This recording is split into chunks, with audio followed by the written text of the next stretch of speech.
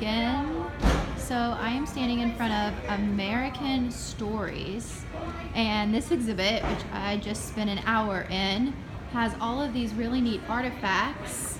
For example, this walnut tea table, and it talks about how owning a tea table was important. We have Benjamin Franklin's walking stick, the stick he actually would have used. A powder horn, which was used during the French and Indian War. Each section starts, so the first one is forming a new nation, 1776 to 1801, and you can come over here and see coins that were really used back then. They had to be gold or silver, because back then there was no country of America and they couldn't print their own money. This is cool. This is a stoneware rum jug, about 1790, and so that's where they would have drinking their booze or their rum out of. This right here is a clock. It is Joseph Ellicott's tall case clock, completed 1769. Few people had this type of a clock, so it's pretty spectacular.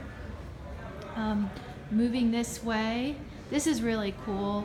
This jar was made by a slave, and on it you can see these words, and he wrote, I made this jar olive cross. If you don't repent, you will be lost.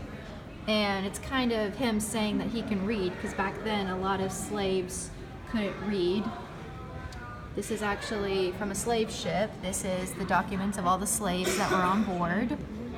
I really like this picture. This shows a scene from Harriet Beecher Stowe's Tom's Cabin, which was for the abolitionist movement and helped convert a lot of people.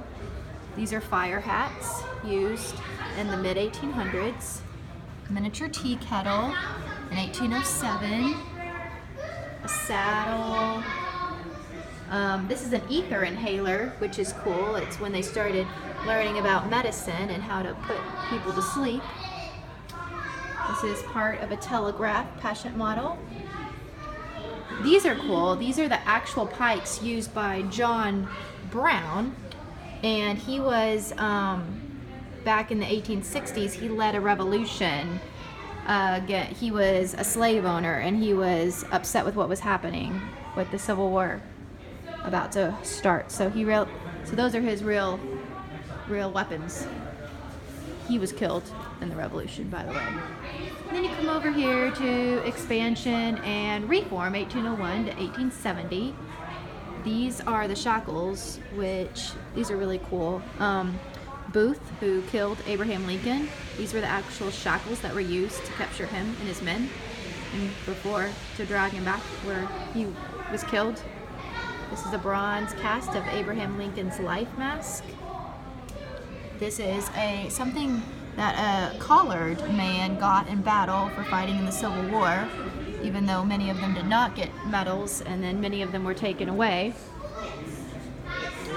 We're going to come over here now to the center of the exhibit and look at this bell in 1802, and this was made by Paul Revere and his son in Boston, so which is pretty cool.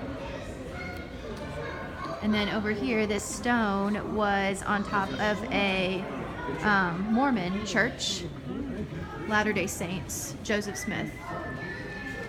And then we come over here, we have a stock ticker, about 1900. This is when the stocks started coming in, so this was one of the first ones.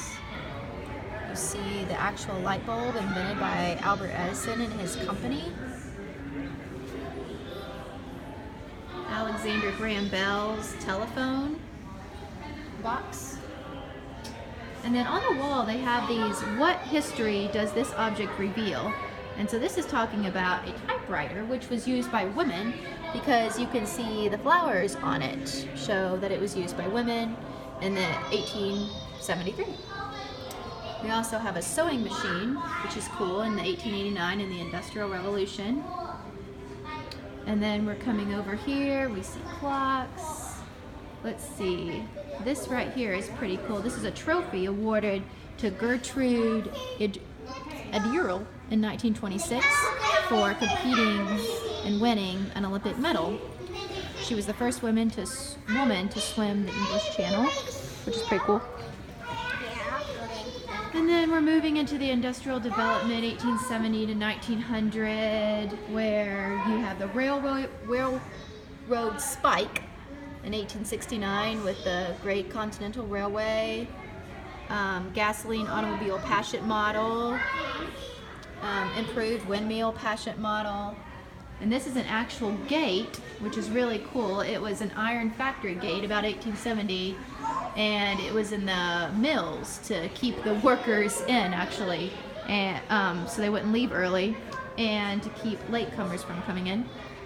This is really neat. This is a wheel from a Model T, an actual Model T. This is a symbol of penicillin, which is one of the first ones, which is pretty cool. This is a very famous one in this museum that's advertised. This is the actual microphone that President Roosevelt used for his fireside chats. So if you were alive in the 1930s, you would remember those. Pretty cool.